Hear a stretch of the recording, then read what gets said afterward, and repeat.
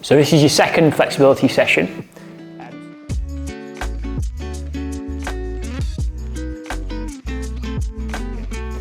So the principles are still the same. We're going to pick 5 exercises, 3 static and then 2 dynamic.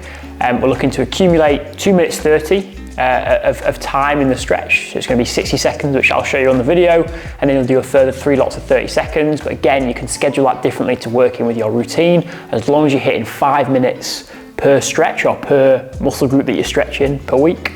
And again, you want to be looking at a sort of 5 or a 6 out of 10, with 10 being the onset of pain. Okay, so the same principles apply as the last session, but we're just going to stretch some different muscles here. So here we're going to look at stretching the lats, which is really helpful for us to get into these overhead positions, reaching up for things, you know, doing any sort of overhead strengthening work as well, throwing, catching as well.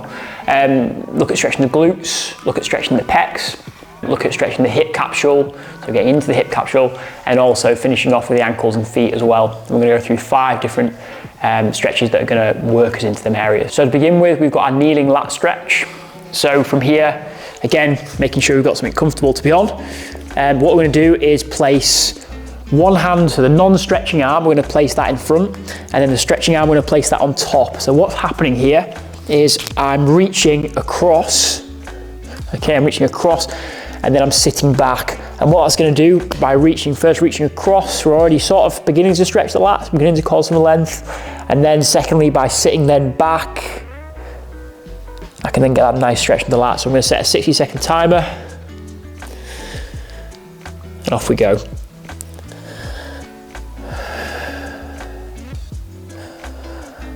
There's obviously numerous different ways we can stretch the lats. I'm quite a big fan of holding on to something above me and then moving my body away, which is the same sort of idea here. You know, I'm reaching across and then I'm moving the weight of my hips, moving the sort of hips away from where the arm is, and then that's causing that nice stretch in the lats. So running along the outside of the torso, from the outside of the shoulder all the way down to just above the hips. We can use the breath to ease into this one.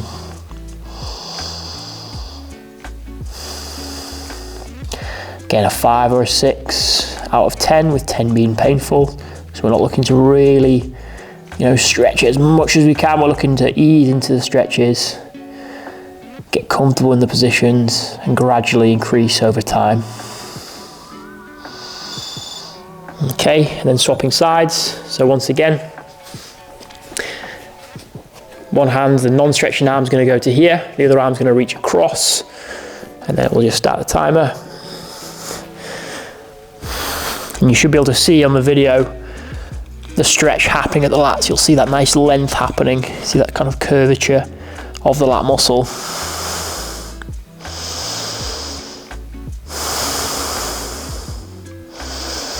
And you can play around with it. I mean, you might find even that just having the one arm there is enough. This one might just be better to supporting you. You know, so for me there, that was feeling a bit better, so I can just stay in this position. Don't just be rigid to the sort of positions that I'm showing you. You know, use your awareness of what the stretch in the muscle feels like to find the best stretch and the best position for you. That might also be different from side to side as well.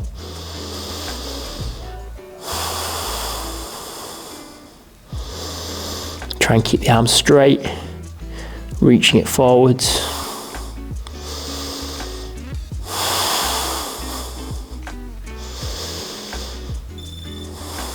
Okay, so that's quite a big muscle, so sometimes afterwards you can feel a little bit wobbly. But from there we're going to go into the glutes. And a nice simple one for the glutes is our seated glute stretch. And I find this one probably the easiest to get into if we're on the floor. If you're sat in a chair, you can also do it on a chair as well. But to begin with the leg pretty much straight and just crossing the leg over. So the leg that's crossing over, that's the leg we're going to be stretching. Okay, from there the hands go behind us and we can just start to work the foot in. And the more we work that foot in, the more of a stretch we're going to get in the glutes. What we can also do is you can try and sort of sit upright and push forwards with the hands. And there we can simultaneously bring the foot close together, push forward through the arms, and then that'll give you a nice intense glute stretch. Even if though you're here and that's fine, or you know, that's still a really good stretch, then obviously that's fine. You can just sort of hold that position and over time build into it. So setting the timer. I'm relatively flexible in the, through the glutes in this way. So we're taking our hip here into external rotation, and that's what's causing that glute stretch. And some of you will be a lot better than others here. There's normally quite big differences in hip capsules from person to person, and even sometimes from side to side. So, like I said, they might look a little bit different here from one person to another, but just make sure you are feeling that stretch through the glutes. So, not in this leg, but in this leg, feeling it right on the outside and sort of center of the hip. That's where we should be feeling this stretch.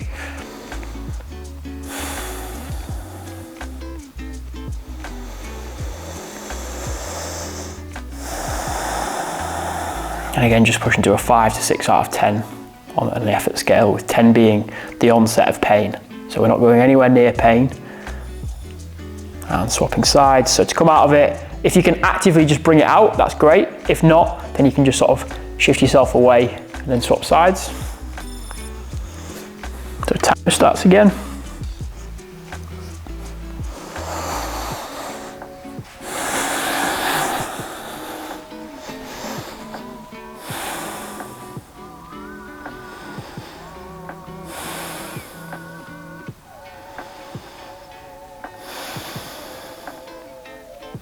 Again, if it's quite uncomfortable in this position for you, you can always do this sat on a chair or a low bench or something like that as well, just crossing the leg over and then hinging forwards from the hips to increase the stretch in the glutes.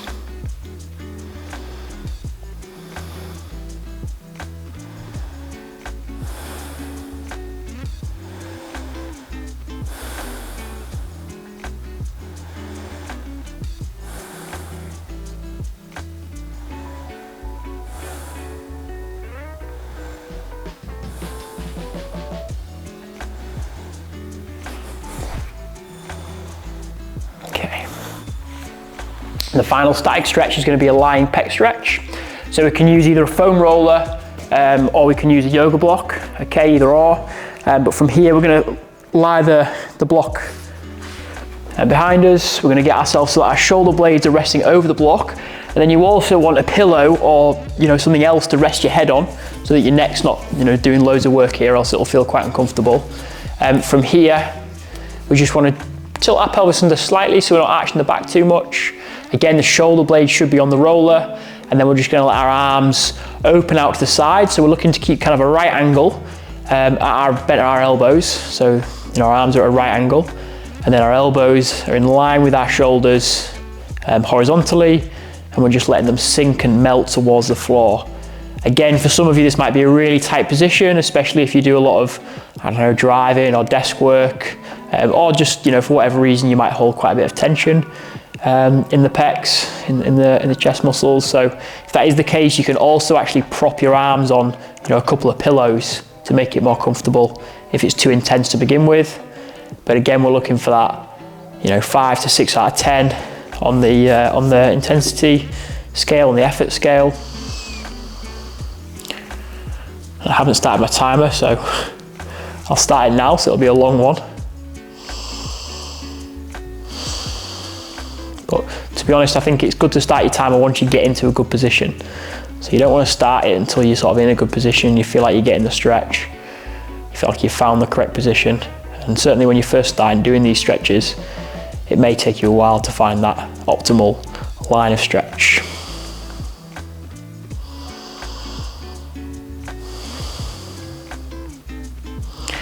And if your arms are getting to the floor here like mine are, probably isn't a stretch you need to do a great deal of. I'm sort of relatively flexible through my pecs, so it's probably not an area where I need to do too much.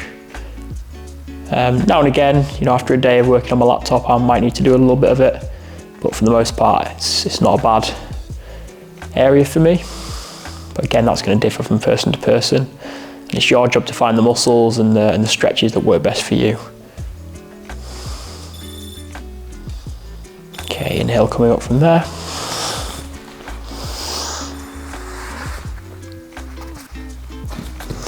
and then we're going to our dynamic stretches now. So beginning with a dislocate. Now, for the most part, like, people are going to prefer doing this one with a band because it is a little bit gentler.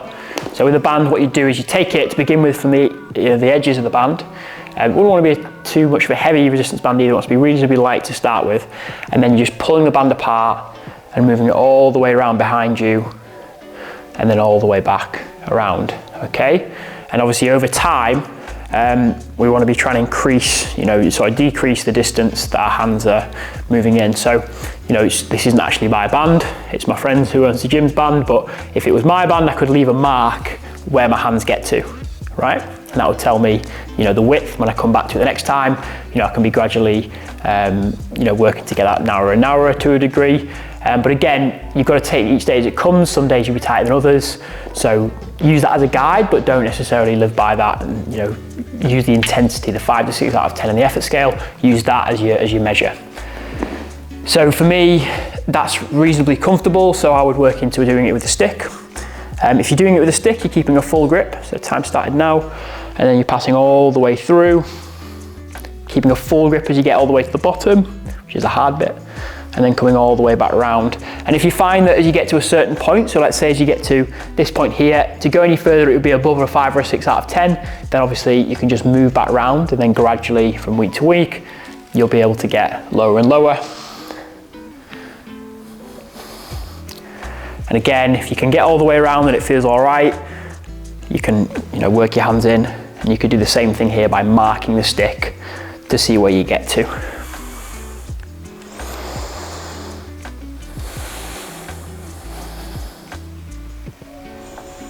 But if you can get to the point where you can do a full rep with the stick and hold it, a little bit outside of shoulder width, then your shoulder flexibility is, it's doing pretty well.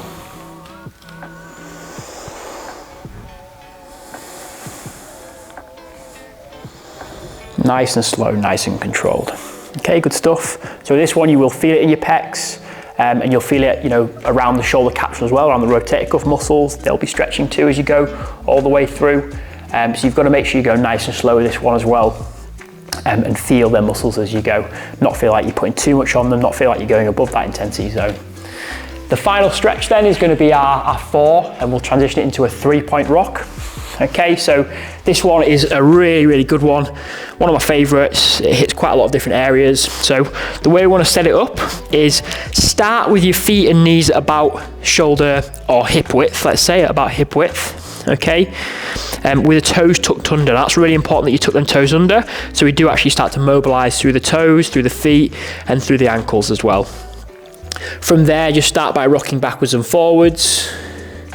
Okay, and if you find that that feels comfortable and smooth, stick with that. If it doesn't, you might want to move your knees slightly wider, or you might want to move them in slightly, just to sort of work with your hip capsule. So, everyone's got a different anatomy, and you want to find the lines that sort of suit you, the movements that suit you. So if you find that a little bit narrower feels more comfortable, stay there. If you find a little bit wider feels more comfortable, then you can work in with that. From there, try and keep all your toes on the floor if possible, or at least as many as you can. So if you sort of roll into the inside of the feet, try and just push onto the outside toes as well. And then try and keep a full hand in contact with the floor throughout. And then we can just gently, so start a timer, gently rocking backwards and forwards through there. And if you feel like it's not quite the right position, you can just play around with moving the knees slightly wider or narrower. Keeping the head up and the chest up slightly, so the back is slightly extended. And then we're just rocking backwards and forwards, getting into that hip capsule. Okay, and we can also play with a 3-point rock if we wanted to as well. So if this one feels really easy for you, you can take one leg out to the side, and that's going to place more demands on more of a stretch on the adductors now, to the inside of the thigh, as well as still mobilizing through the hip capsule and the toes of the leg that's down. So you could do 60 seconds on that side, or 30 depending on which set you're on, and then you could do a further 60 seconds on the other side as well. Again, you don't need to do this, just if it feels like the first variation is okay for you and you're getting a nice smooth sensation through it. Okay, so that's the 5 stretches. Again, suggested that if you're doing it the 2 days a week, you would do another another 3 lots of 30 seconds on each of these stretches in sequence. And you'd aim to do each of these stretches at least twice a week if you're doing that format. And again, that would give you the 5 minutes which you're aiming for. Awesome guys, hope you found this video beneficial and enjoy.